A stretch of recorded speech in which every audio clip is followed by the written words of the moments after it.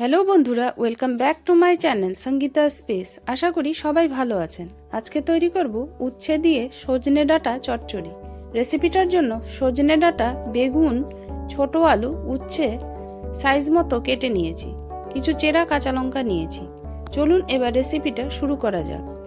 কড়াইতে পরিমাণ মতো সর্ষের তেল দিয়ে দিয়েছি। 6 থেকে 7টা ডালের বড়ি ভাজার জন্য দিয়ে দিলাম। ডালের বড়িগুলোকে লাল লাল করে ভেজে নিয়ে তুলে নিয়েছি।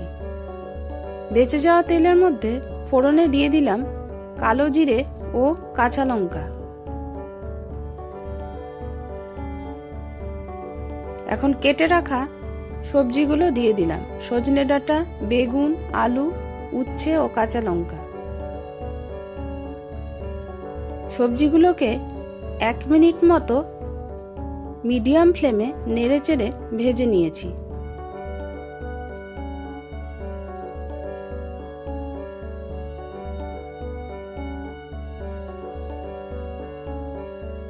অল্প হলুদ গুঁড়ো দিয়ে দিলাম।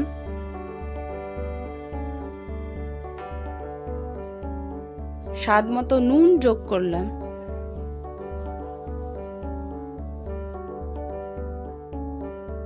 লো টু মিডিয়াম ফ্লেমে সবজিগুলোকে এখন খুব ভালো করে ভেজে নিয়েছি।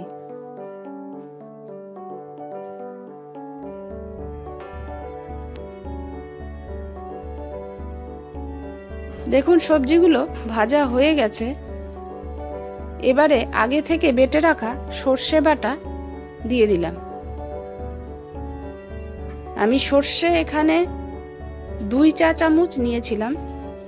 2টো কাঁচা লঙ্কা ও সামান্য নুন দিয়ে সর্ষেটাকে মিহি করে বেটে নিয়েছি। সর্ষে বাটার দিয়ে তরকারির সাথে আরও 30 থেকে 40 সেকেন্ড মতো মিডিয়াম ফ্লেমে ভেজে নিয়েছি। তারপর ঢাকা দিয়ে আরও 5 থেকে 7 মিনিট রান্না করে নিয়েছি। ঢাকা খোলার পর ভেজে রাখা ডালের বড়ি দিয়ে দিলাম। সামান্য চিনিও যোগ করলাম।